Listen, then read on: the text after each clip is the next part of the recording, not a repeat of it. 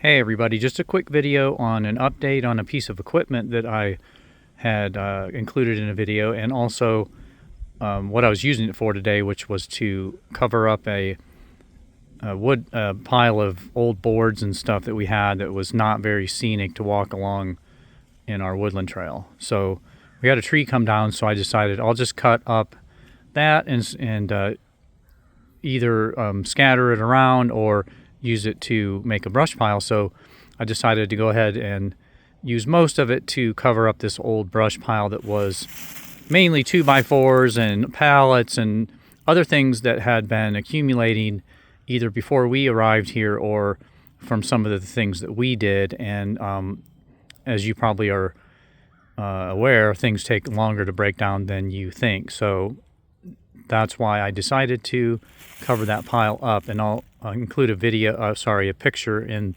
the thumbnail so you can see the before.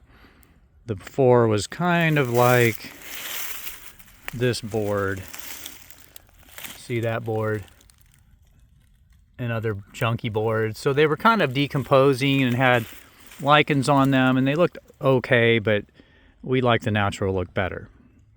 So anyway, that's just a fun thing to do before we get into weed management season, because it's not quite time for that yet, but a reason to get outside and make this woodland trail look a little more scenic.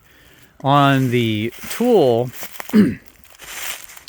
I had included this little saw, pruning saw, in a video a while back, and it actually is quite good.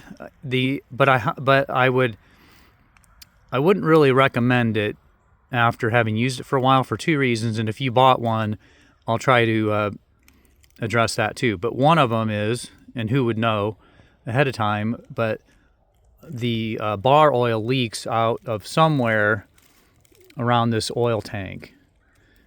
And all of the research I can find online, nobody can figure out how to fix it except disassembling the entire saw and spending all day working on that. I'm not doing that. The other thing is this safety trigger.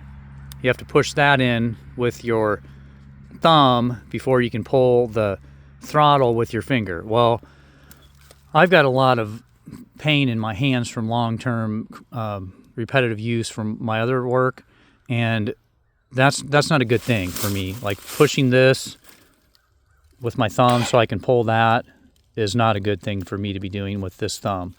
And so if you don't have that problem, no big deal. If you use the saw very little, no big deal. But if you have hand issues or something and you don't want to push that little button, don't get this thing.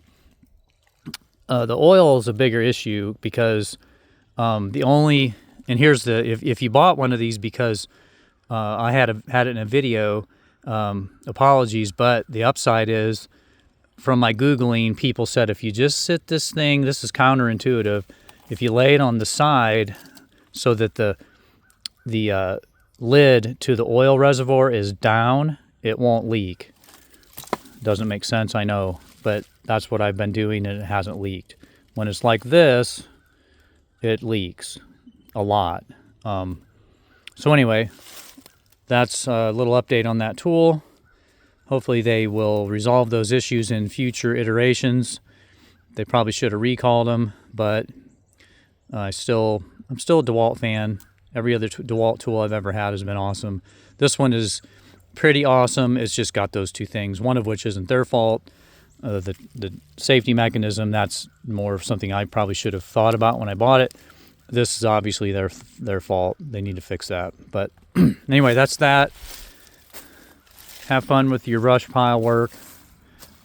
Safety first, above all. If you are embarking on using any kind of chainsaws and you don't have any experience, get yourself some experience and training before you do that. I've had a lot of experience in training, so I'm generally safe, but every bit of learning that I've done from other people who are professional level, it makes me amazed that I haven't killed and maimed myself from inexperience and ignorance up to that point. So the more you learn, the better, especially when it comes to safety. All right, hope you all are good and outdoors enjoying nature.